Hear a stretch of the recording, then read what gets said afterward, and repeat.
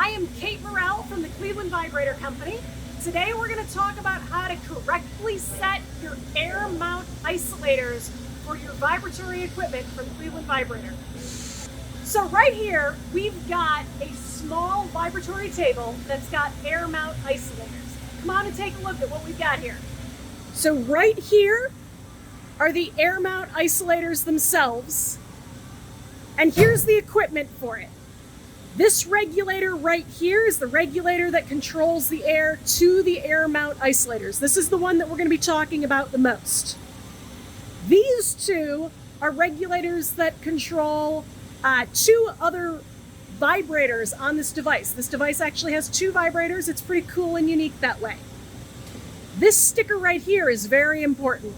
This tells you what the correct in-operation height setting is for your equipment.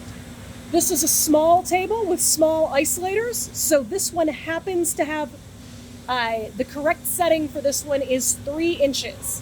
So let's see how we get it at that mark and what we need to do to adjust that.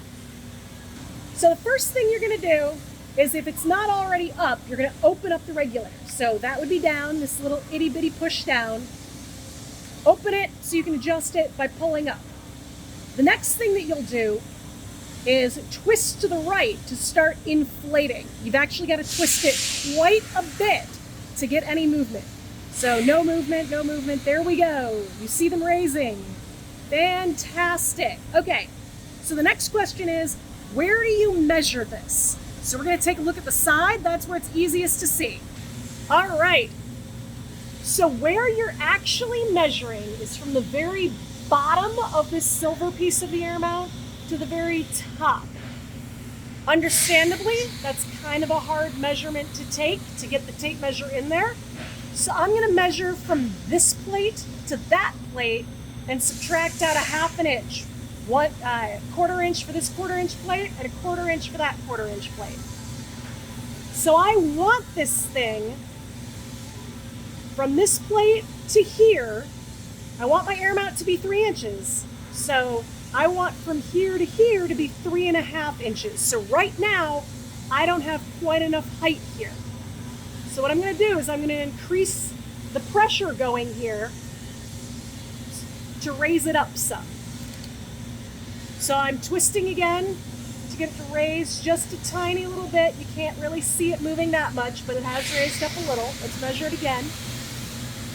All right, we're not quite there. Let me see if I can hold that with one hand. Yep. All right. Still not quite there. That looks perfect. Okay, so once it's perfect, come back around. We're going to close the regulator valve. It's perfect now, so push down, click to lock it in place. Now we're ready to put a load on it.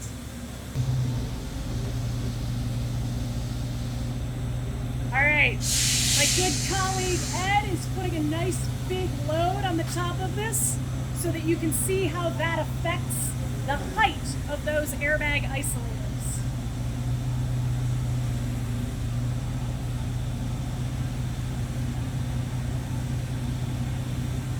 You see how those squish down? Thank you. All right, so let's take a look and measure again. All right. So now, instead of being at 3.5 inches, we've squished all the way down to 3.25. Remember, even though the sticker said 3, I've got these two 1/4 inch plates that I need to factor out here. So we're actually shooting for 3.5 with the 1/4 inch plates taken out. So I'm only at 3.25 right now. This has been squished down too far. This is not now the appropriate setting for this load on it. With this load, we're going to have to open up the regulator and add some extra air to it. So I'm going to do that now.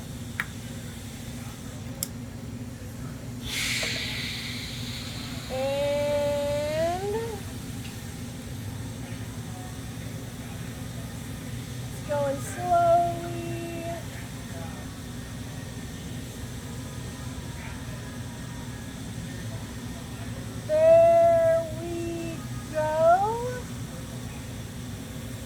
All right, now we're at 3.5 with this load. That's what we want. So I'm closing the regulator again.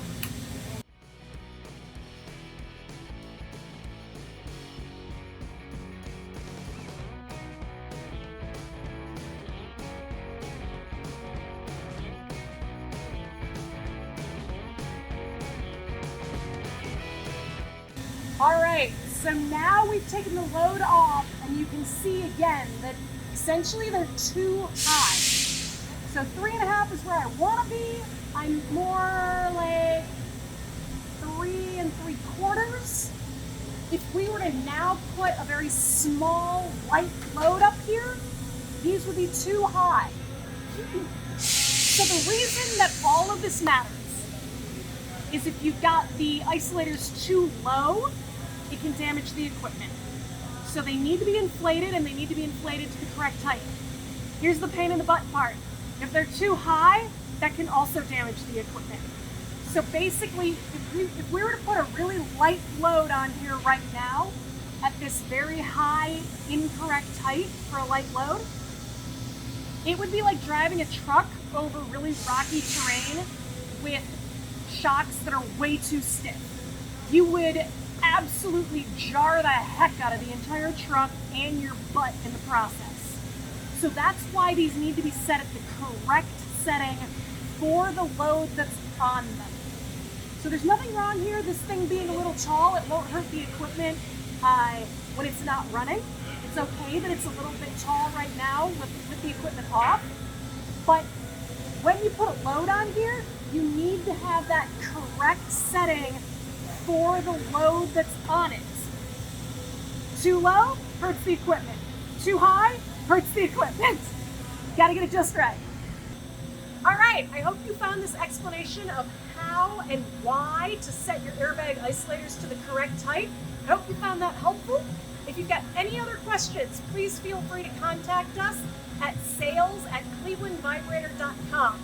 We've got a bunch of vibration experts who would be more than happy to help you out with any questions you've got, either on applications that you want to use Cleveland Vibrator equipment for, or if you've got any questions on your existing product.